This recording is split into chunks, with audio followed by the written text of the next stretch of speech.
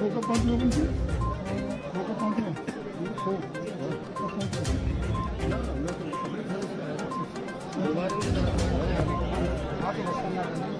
अच्छा ये रास्ता का तो निकल रहे भाई, आ रहे हैं। एक बार बोल देते हैं, यही बोल देते हैं। अभी खोलना मत, अभी खोलना मत। ये कैमरे में अंदर चलता हूँ तो अरे नहीं भाई, भैया भैया एक पर जाइए, ऐसा रुक जाओ, एक पर बोलिए अंदर ही। अभी हम लोग यहीं पर बाइक लेंगे, यहीं पर वाइट लेंगे ना इधर ही।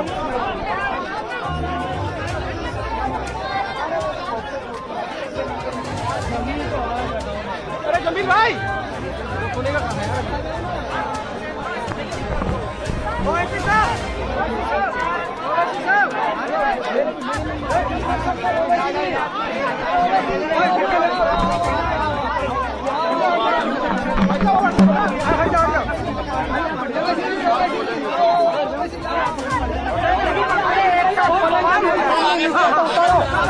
मीडिया को जाएगा लोगों का।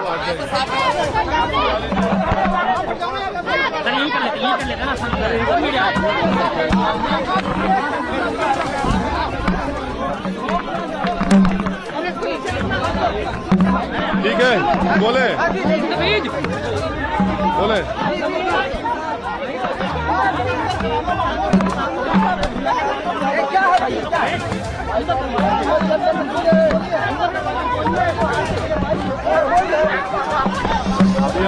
अभी हम जुनैद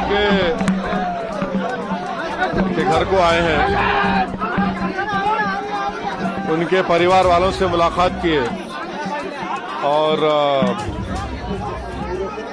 पूरे देश को ये बात जानने की जरूरत है कि जुनैद के छह औलाद हैं और जुनैद का एक बड़ा भाई है जो दिमागी तवाज़ुन ठीक नहीं है, उसके 7 बच्चे, उसकी भी जिम्मेदारी जुनैद पर थी। तो एक जुनैद की हत्या से 13 बच्चे यतीम हो चुके हैं, 13 बच्चे यतीम हो चुके हैं। और ये जितना भी आप इसका कंडेम करें वो कम होगा।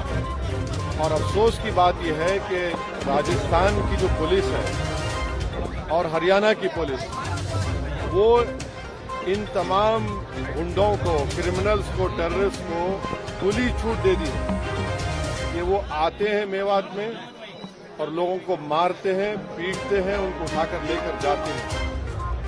जुनैद और नसीर को जो किडनैप किया गया था उसी वक्त गोपालगंज पुलिस स्टेशन में जाकर इत्तला दी गई, कंप्लेन दी गई। अगर वो फौरन हरकत में आते तो शायद आज वो जिंदा रहते।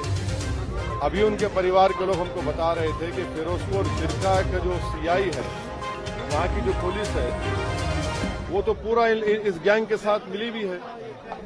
और उनके परिवार के लोग ये भी बता रहे हैं कि जिस गैंग ने जो 6 एक्यूज जो है, जिनको एलिज एक्यूज है, एफआईआर में नाम है, वो इतना मारे जुनैद और नसीर को ले जाकर पुलिस स्टेशन में जब उनको दिए तो पुलिस ने इनकार कर दिया उनको लेने से। तो उसके बाद वहां से 170 किलोमीटर दूर ले जाकर उनकी गाड़ी, जली हुई गाड़ी और जली लाश मिली। आप बताइए कि फिर ये क्या हो रहा है हमारे देश में? आखिर कब तक बीजेपी ऐसे गैंग्स की सरपरस्ती और उनको पॉलिटिकल पैट्रोनेज देगी? कितने लोगों को आप कितने बच्चों को बेवा करेंगे, कितने बच्चों को यतीम करेंगे? आखिर रूल ऑफ लॉ कहाँ है?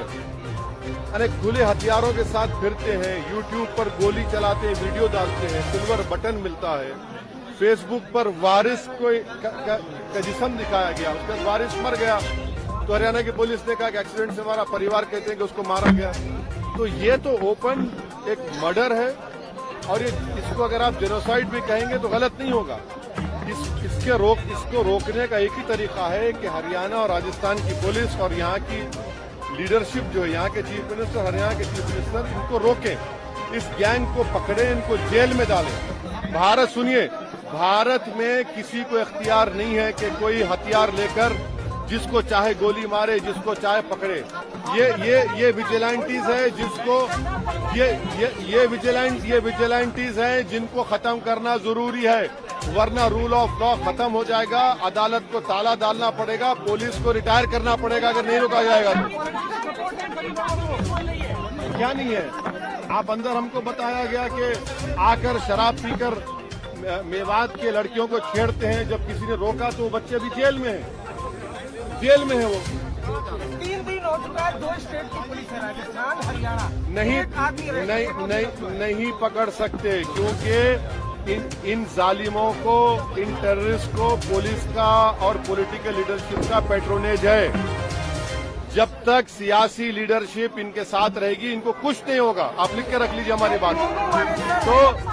तो क्या कहा आपने? देखिए आपको फर्क दिख रहा है, मुझे कोई फर्क नहीं नजर आ रहा है। जहां पर मुसलमानों की बात आती है, जहां पर गौ रक्षक की बात आती है, सब के सब एक हो जाते हैं। अगर गोपालगंज की पुलिस को जब कंप्लेन दिया गया था वो फौरन हरकत में आते तो वो बॉर्डर क्रॉस नहीं करते, तो रोक लिया जाता। अरे सुनिए, ये इसको पॉलिटिसाइज वही लोग कर सकते हैं जिनमें इंसानियत मर चुकी है। अगर आप इंसाफ दिलाना चाहते हैं तो इन सो कॉल्ड गौ रक्षक जहां कहीं भी देश में है इनको रोकिए, वरना पुलिस के जितने आप रिटायर कर दीजिए, कोर्ट्स को बंद कर दीजिए, क्या जरूरत है? इनके हवाले कर दीजिए। आप पुलिस की बात करें, मोनू मानेसर जो इसमें आरोपी है वो हरियाणा पुलिस के अधिकारियों के साथ मीटिंग करते हुए, वो जिस शख्स का आपने नाम लिया वो कासिम को 12th स्टैंडर्ड के लड़के को गोली मारता है, एफआईआर में नाम है, फिर भी नहीं पकड़ रही पुलिस उसको।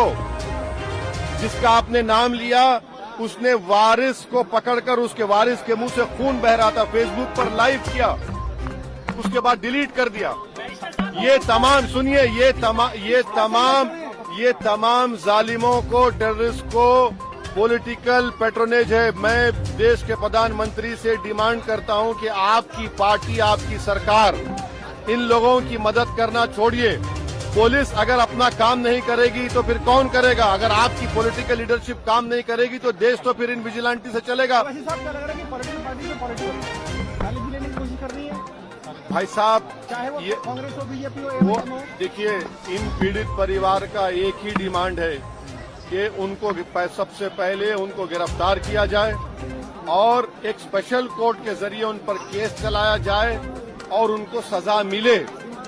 और चौथी बात यह है कि ये जो जुल्म हर महीने या 10 दिन में होता है ये बंद होना चाहिए। इन मेवात के मियों पर, ये गरीब हैं, इन पर आप आकर मारते हैं। और डेटा क्या बताता है? डेटा ये बताता है कि भारत में भैंस बढ़ रही है और गाय कम हो रही है। कैसे कम हो रही है? फिर आप इनको रोकिए। ये होते कौन है कि अपने हाथ में कानून लेंगे, ये जिसको चाहे मारेंगे, जिसको चाहे मर्डर कर देंगे। बहुत सी जगहों पर कहां नहीं हो रहा है। देखिए, पिछले चाहे पीलू खान हो, इखलाक हो, ये सब रकबर हो, कितना होगा ये? इसको सरकार को इन मिलिशियास को रोकना और सख्ती से कुचलने की जरूरत है। वरना आप कह दीजिए, सरकार कह दे कि भाई ये लोग ही पुलिस है, ये लोग ही कोर्ट है। उसके बाद देखिए क्या होता है फिर। क्या आप किस राह पर लेकर जाएंगे?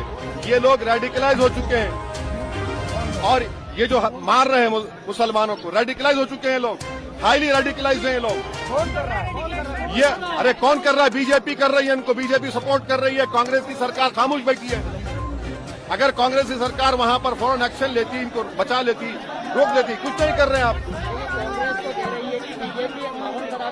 अरे कांग्रेस अगर बीजेपी माहौल खराब, चलिए मैं अशोक गहलोत से कह रहा हूं कि पुलिस को भिजाइए हरियाणा में, उन तमाम बदमाशों को उठाकर लेकर आइए। आप नहीं जा सकते, पुलिस नहीं जा सकती हरियाणा को। आप नहीं, जब आपने एफआईआर में नाम लिख दिया, जाइए पीटी वारंट लेके उठा कर लाइए उनको। कौन रोक रहा है आपको? उनको अरे वो चुनाव की बात नहीं है। नहीं, ये चुनाव की बात नहीं है। नहीं, ये चुनाव की बात नहीं है। ये चुनाव की बात नहीं है, ये इंसानों की जान की बात है। आप लोग इस पे क्या करेंगे अगर आप सत्ता में आते हैं तो कैसे? अरे छोड़िए भाई, सत्ता की लड़ाई नहीं है, ये जान बचाना है, देश को बचाना है, वरना अगर ये बढ़ता जाएगा तो फिर याद रखिए किसी को भी गोली चला देंगे, किसी को पकड़ लेंगे, किसी को मार देंगे। चलिए